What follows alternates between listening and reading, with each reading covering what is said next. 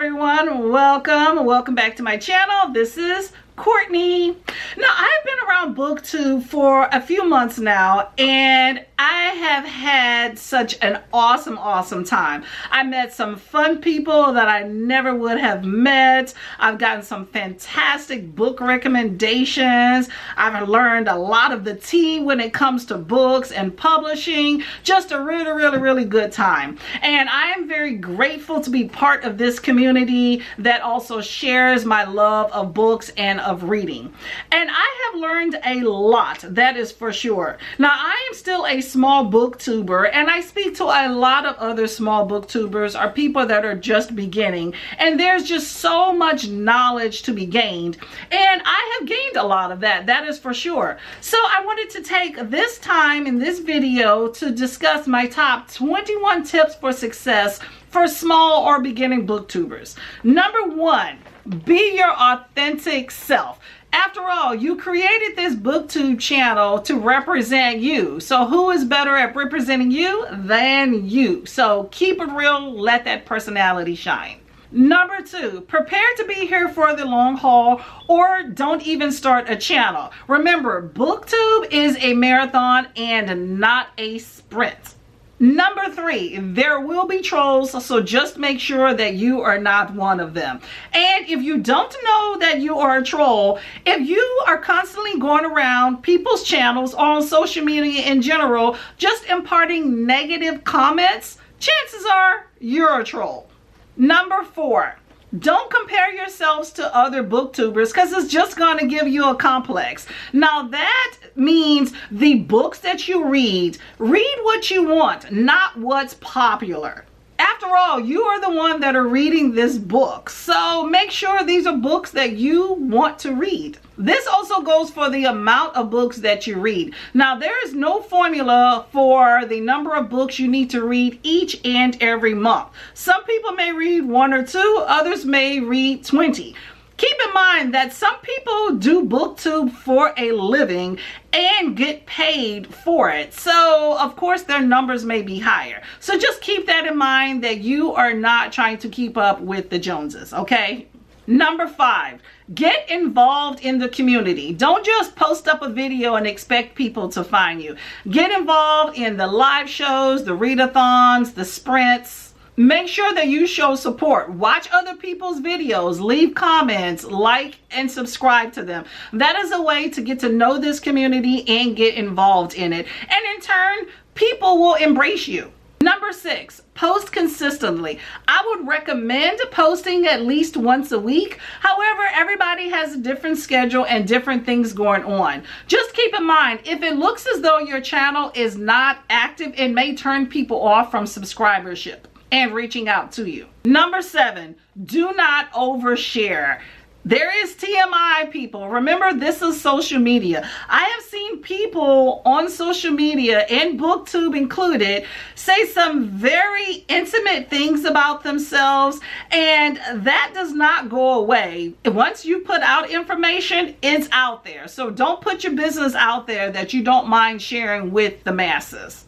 Number 8, don't be afraid to switch things up if it's not working for you. Keep in mind that there's tons of books out there. There's different ways to say things. There's different lightings. There's different effects. There's all sorts of things that you can do. So if you feel that something's not working for you, or you're just not feeling it in your soul, change it up. That's okay. However, I will say, be original. Don't just copy what someone else has already done. There's a lot of things out there. I understand most things we do are not original. I mean, I'm going to be realistic in that. But do you, just don't copy someone else's formula all the time. Because keep in mind, what worked for one person might not work for the next person, even if they do it the exact same way.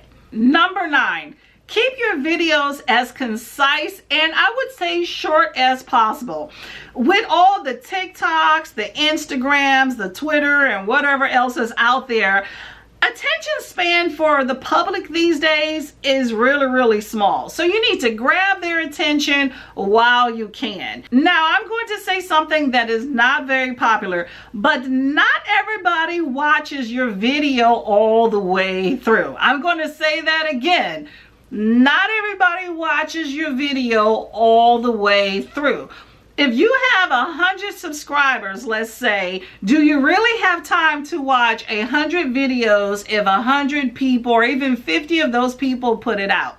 You don't. That's the reality, and that's the same way how people watch your channel as well. So I would recommend putting timestamps. So if, and I'm not saying this is everybody, if somebody does not watch your video all the way through, I think timestamps really helps people find certain content on your channel that appeals to them and is probably going to enhance the likelihood that much of your video is watched. So that's just my opinion. Number 10, lighting and audio are not really that important. I would not invest in a bunch of expensive equipment. The goal is to be seen and heard. As long as that is halfway decent, I think you're golden. I like to tape outside, especially in the summertime, and I have had planes fly overhead during my videos. However, you saw me clearly and you heard me clearly over that, and I think that's golden. Number 11, and this is a big one. Be smart about video production. Putting together a video for YouTube is very time consuming. Even these shorts still take a while. I've had shorts that have taken longer to put together than my actual longer form videos. So keep that in mind, that you're not getting paid for the effort that you're put into BookTube. This is a hobby for most of us starting out. Here's some tips when it comes to video production. It's not natural to talk to yourself, so I would recommend rehearsing a lot in the mirror. Get used to looking at yourself, getting a front-facing camera so that you can actually see yourself and what gestures you're doing and what it is that you're saying, so that it's a comfortable format for you. And when it comes to what you record and how long you record, keep in mind that that is something that you have to edit later on. The more footage that you produce, the more you have to cipher through, the more time. When it comes to framing a shot, keep that in mind. Keep those video settings in mind. Keep those angles in mind, because it takes a lot of time to set that up each and every time if you're starting from scratch. If you are putting out certain information, make sure you do your research. Now, this is social media, so if you're wrong, people will call you out. They are not shy about it. So make sure you know what you're talking about. If you're running low on time, to batch film. That basically is when you have multiple videos you're filming at one particular time. Now, one trend that I'm seeing a lot is the special effects in the video. Now, I will say a few things about those special effects. For one, when there's too many in the video, it is very distracting. I've seen people's videos with so many effects that I actually kind of lost track of exactly what they were talking about and clicked off of the video. So please do not go overboard. Also, those effects take a lot of time and effort to put in a video, so that increases the amount of time to produce and edit that video. Also, some of those effects are not free when you go around looking from different websites to find them from. And when you see it with a lot of like big booktubers that I think are producing that trend in booktube community, some of those big booktubers do not do their own editing, so someone else is producing those for a fee. And that might not be money that you have. So I would suggest that if this is not a trend that you can keep up with, to not even embark on that endeavor. I think the whole grassroots system of sitting down like this, talking in front of the camera, is just fine for me at this point in my channel. And I have no problem seeing that with other booktubers. Number 12, if you can afford it, I definitely suggest to invest in a good editing software. I am not one of those people that is one shot, one kill when it comes to producing a video. I'm and I dropped something, said something crazy type person. So I definitely need editing software to make sure my video is polished. I use WeVideo, but there is Filmora, there's also Adobe Pro Premiere, and tons of others. So definitely recommend investing in one of those, but there are free ones out there with a limit. Number 13, now this is another controversial one. I don't suggest making an absurd number of videos. I don't think that having one video, 5 videos every single day is going to increase your sub count or your view count. There's people with 200 videos out there that have like 30 subs. So I'm all about more of substance and getting involved in the community versus just throwing out tons of videos hoping that it's gonna grab the booktube community's attention. And I also think that having too many videos can potentially work against you. I have seen booktubers and people in other communities on YouTube that I have been involved in that have had so many videos and so much promotion, we'll talk about that later, that it oversaturated my subscriptions to the point to where I got so annoyed and I unsubscribed just so that I can get other channels' content recommended to me. So that's just one of those things, my personal opinion of there is such thing as too many videos. Over time, you will definitely have more videos, but I just don't think you need to be having multiple videos every single day. It just comes off as trying too hard. Number 14, promotion. YouTube and booktube for that matter is all about promotion. Here's my video. Here's a link to my video. Hey, I got a video coming up next week. Check it out. Tell me what you want my next video to be about. Here's a link on my channel description to go buy this product. It's nothing wrong with that. I'm not saying there's anything wrong with that. It's just an observation. You either buy into it or you don't. Click the link or you won't. Do not feel that you're obligated or that you have to. Everyone has a choice. Number 15, do not get hung up on the numbers. I know in the booktube community and YouTube in general, we're always looking at the likes, the subscribers, the number of views. It will give you a complex. Do not get hung up on them. I have had my numbers go up and I've had my numbers go down several times.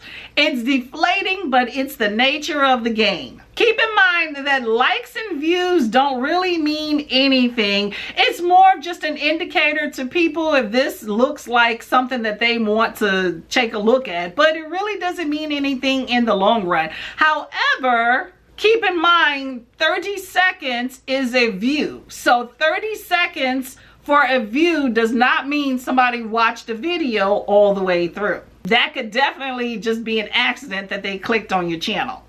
Instead, I say value the comments. A comment means that someone thought enough of your video to actually type some words to you to talk about it. And to me, I think that that is really special. Now, that said, go ahead and leave me some comments and let me know what you're thinking of my video thus far. I really appreciate it. And if you leave me a little key emoji, I'll select one of you to shout out in my next video. Number 16, don't worry about the YouTube algorithm. Truthfully, it's a beast that none of us truly understand. I don't even know if YouTube understands it. Is it the number of likes somebody has? Is it the higher their video premiered? Is it the color of their shirt? Maybe they're like their eye color.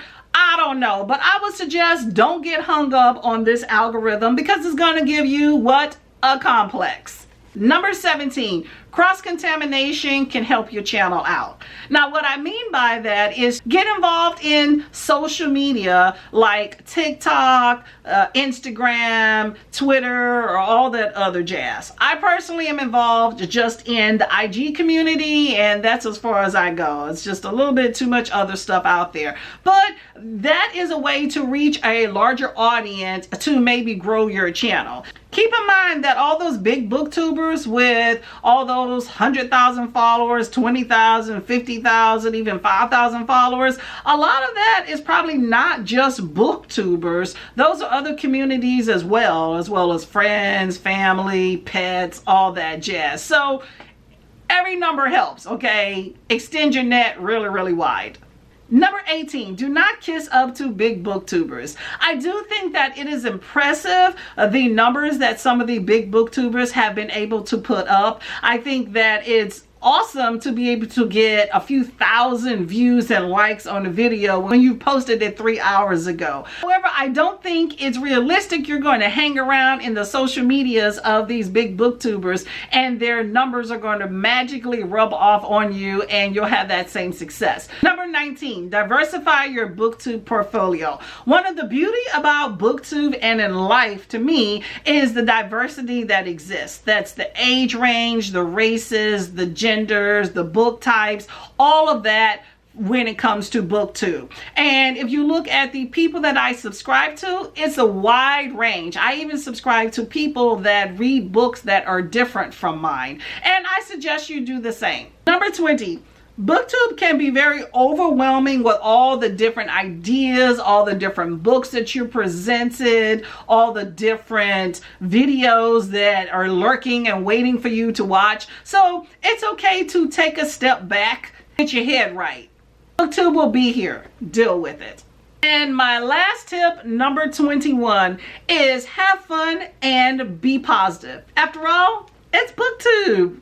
Well, I hope that this list helps you and that you are able to employ some of them to make your booktube experience just as delightful as mine has been. And I look forward to seeing you around. Bye-bye.